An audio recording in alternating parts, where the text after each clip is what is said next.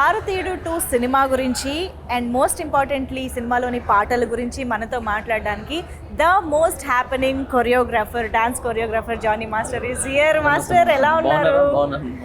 So భారతీయుడు 2 అంటే ఈ సినిమా పేరుని పలకడం కూడా చూసారా, భారతీయుడు 2 అని అనలేం, భారతీయుడు 2 అనాలన్నమాట. భారతీయులు కాబట్టి ఆ గర్వం ఉంటుంది, ఆ ప్రేమ ఉంటుంది. ఆ సినిమా అంటే ఆ ఇష్టం కూడా ఆ రేంజ్ లో ఉంటుంది. మాస్టర్, ఫస్ట్ ఆఫ్ ఆల్ భారతీయుడు సినిమా ఫస్ట్ రిలీజ్ అయినప్పుడు మీరు ఏం చేస్తూ ఉన్నారు? నేను ఊర్లో మెకానిక్ పని చేసుకుంటున్నా. మెకానిక్ పని చేసుకుంటున్నది అది. ఎంత చిన్నపిల్లలు నేను. సో చదువు లేదు, ఓకే చదివాం, అంతంత మాత్రం చదివా, బట్ మెకానిక్ పనిలో ఉన్నాను. పక్కనే థియేటర్స్ అన్నీ. ఎక్కడ ఎక్కడ ఇది? నెల్లూరులో పక్కనే థియేటర్స్ అన్నీ పక్కనే. సో అక్కడ అర్చనలోనో నర్తికి థియేటర్ దేంట్లోనో ఈ సినిమా 3వ హాల్లో దేంట్లో ఉండాలి. సో మా అక్కడే షాప్స్ ఉండేది, కనకమాల్ అక్కడంతా కూడా. సో అక్కడికి వెళ్ళినప్పుడు ఈ సౌండ్స్ ఎక్కువ వినపడతా ఉండేది. అంటే పాటలు అప్పుడు మేము వెళ్ళిపోయేది, ఛాయ్కని వెళ్ళిపోయేది, పాటలప్పుడు పాటలు వినేసేది వచ్చేసేది. సో అలా చేసుకుంటూ అంటే అది వేరే ఆ రోజులు ప్యూర్, అది అప్పుడంతా ప్యూర్గా ఉండేది. ఆ స్ట్రీట్స్ కానీ జనాలు నిజంగా చెప్పినా చాలా ప్యూర్గా ఉండేది.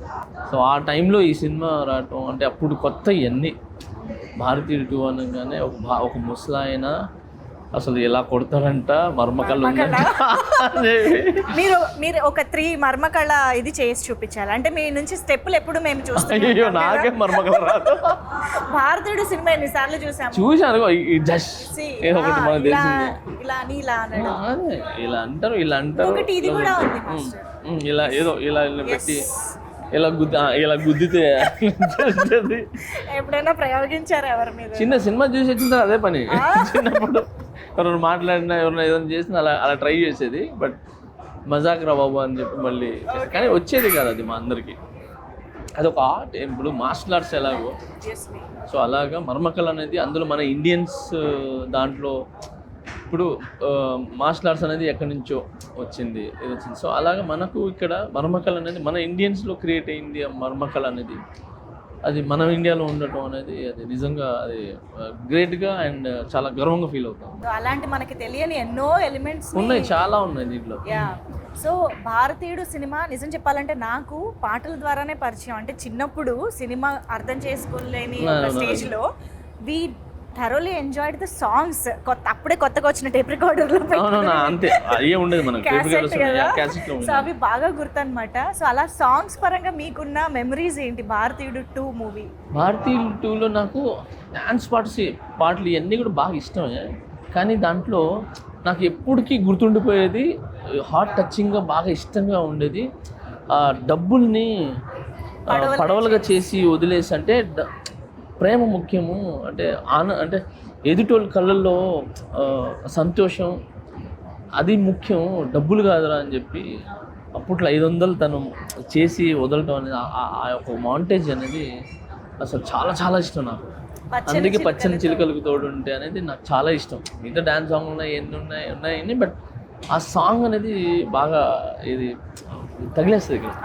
సో సూపర్ సాంగ్ అది నాకు ఆ సినిమాలో మెయిన్ పార్ట్. అంటే మనసులో ఉండిపోయే పాట అంతే. పచ్చని ఇవన్నీ డాన్స్ మనం ఈ అదిరేటి డ్రెస్ వేస్తే ఇవన్నీ కూడా మనం ఎంజాయ్ చేస్తాం, అన్నీ చేస్తాం, కానీ గుర్తుండిపోయేది అంటే పచ్చని చిలుకలతో ఉంటాయి. సో దాంట్లో బురదలో చేయటం, పడేయటం, అండ్ పెద్ద కమలాసంగా పోయి లుంగి కట్టుకొని ఇట్లా అనుకొని వేయటం, అండ్ ఆమె మన సుకన్య గారు వాళ్ళిద్దరులా అలా చేయటం. సో ఆ క్యూట్నెస్, ఆ మాంటేజెస్ అండ్ వాళ్ళ ఎమోషన్ అనేది అస్సలు సూపర్ కొరియోగ్రాఫ్.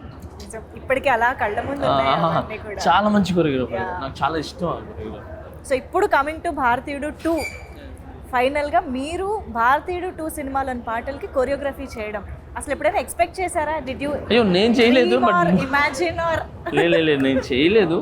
కానీ నేనేంటంటే మిస్ అయినా ఈ 2 మేబీ 3 ఏదో అనుకుంటున్నారు, నాకు తెలీదు, దాని నుండి చేస్తాను. బట్ దీంట్లో ఒక సాంగ్ అయితే నేను కంపోజ్ చేశాను స్టేజ్ మీద. అసలు చాలా చాలా బాగుంది. అమ్మాయి సాంగ్, అప్పట్లో మనకు ఓపెనింగ్ సాంగ్ ఎలా ఉంటుంది అలాంటి సాంగ్. చక్కలక బేబీ. Oh, సో ఆ జానర్లో ఉండేదే, బట్ అది డిఫరెంట్ సాంగ్, ఇది డిఫరెంట్ సాంగ్. సో ఈ సాంగ్ కూడా పెప్పీగా ఉంది, బాగుంది. సో మొత్తం ఫారినర్స్ని పెట్టి నేను స్టేజ్ మీద పర్ఫామ్ చేపిస్తున్నాను.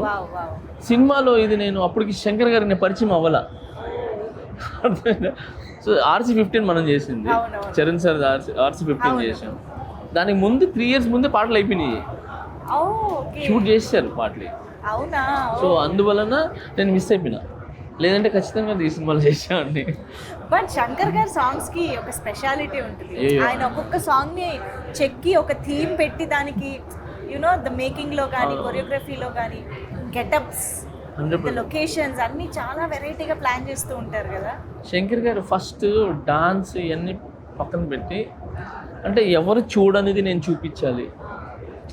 అది మ్యూజిక్ కావచ్చు, లేదనంటే సెట్ కావచ్చు, ఏదైనా డ్రెస్సులు కావచ్చు, మేకప్ కావచ్చు, లేదంటే పాటలో స్కీమ్, ఒక స్టోరీ కావచ్చు. సో ఇవన్నీ ఎవరు చూడని కన్ను నేను చూపించాలని ఎప్పుడు థింక్ చేస్తుంటాను. సో నేను RC15 కూడా వర్క్ చేసినప్పుడు సేమ్ ఇదే, అంటే ఇది వద్దు, ఇంకేదైనా చేద్దాం అని ఆయన నాకు ఐడియాస్ ఇస్తుంటే నేను ఈయనకి ఆడ నుంచి వస్తున్నారు బాబు ఇంత ఐడియాలో మన బుర్ర. ఫస్ట్ శంకర్ గారు ఒక ఐడియాతో వస్తారా, ఈ సాంగ్ ఇలా చేద్దాం, ఒక ఐడియా కాదు 100 ఐడియాస్ వస్తారా, అన్ని తీసుకుని వస్తారు. మేము దాంట్లో ఏం సెట్ చేయాలా, ఎలా సెట్ చేయాలా అని చెప్పి, బట్ ఈజీ.